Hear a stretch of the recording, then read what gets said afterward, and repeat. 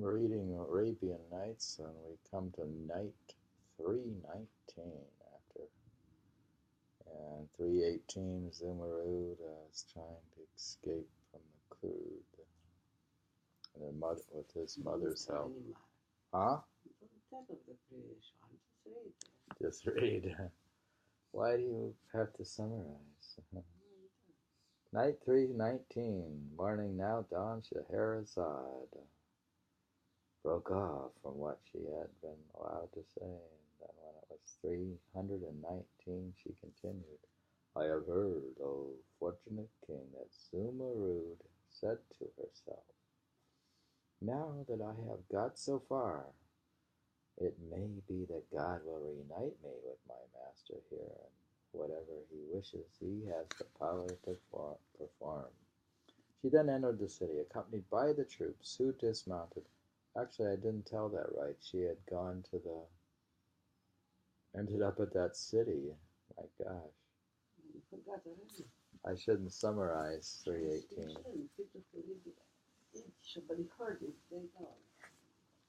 All right, so she entered the city, accompanied by the troops, who dismounted and walked in front of her until they brought her to the palace. There she too dismounted, and the emirs and the grandees, with their hands under her arms, escorted her and sat her on the throne, all kissing the ground in front of her. When she had taken her seat, she ordered the treasuries to be opened. When this had been done, she gave money to all the soldiers, who prayed that she be granted a long reign. That's how you get popular as king. So she gave a lot of money to the soldiers, and then they who prayed that she be granted a long reign. So when they say that the president gives money to the military, that's what happens. They give So I know once I become king, I can give alms to the poor and pay all the soldiers, and then I'll be a famous king. Just gives a lot of money. Okay. Everyone, including all the people of her lands, obeyed her, and things went on like this for some time. She issued orders and prohibitions, winning great respect from the people because of her generosity and virtue. She abolished market taxes, freed prisoners, removed injustices, so that all the people loved her. But wow, now you know how to be loved as a monarch. They knew it was a woman of that. We're talking Zumurrud is now the king. But she's dressed like a man. So Oh, she's dressed like a man. She becomes... How can we not remember the last story? I do. You're much smarter than me. What did she become? She killed. You remember there was. She became. Had killed somebody and another thief maybe. And yeah. I don't know. When the king died, as she approached it, she becomes king. Yeah. Yeah. She entered the village and the first to enter. Yeah, the she entered the village. She had run away to the desert. But I don't know if they knew that if they get to know that she was dressed as a man. One night, when she happened to think of him and of the days that they had passed together, she shed tears and recited these lines: Time may have passed, but longing is still fresh. Tears have wounded my eyes, and still more follow them. When I weep for the sorrow of my love. For the lover, parting is something hard to bear. I don't know the quality of the poetry within this book.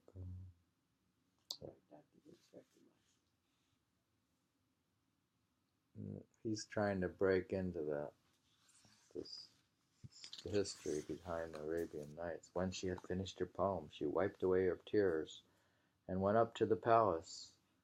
She entered the harem, where she set aside separate rooms for the slave girls and concubines, assigning them regular payments and allowances.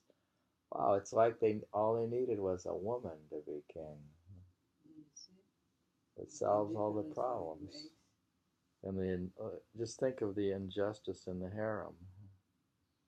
She claimed that she wanted to have her own quarters where she could devote herself to the worship of God.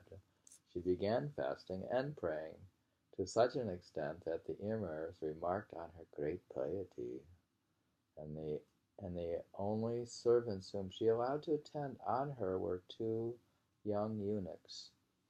She sat on the royal throne for a year without hearing any news of her master or finding any trace of him. In her anxiety, she summoned the viziers and the chamberlains and told them to fetch architects and builders who were to construct an arena for her beneath the palace walls, 1 parasang in length by 1 in breadth. They followed her specifications and completed this very quickly. When it was finished, she went down to it and had a huge dome placed there, in which the chairs of the emirs were arranged in ranks. She then ordered tables to be set out, laden with splendid foods of all kinds. When her orders had been carried out, she told the state officials to eat, which they did.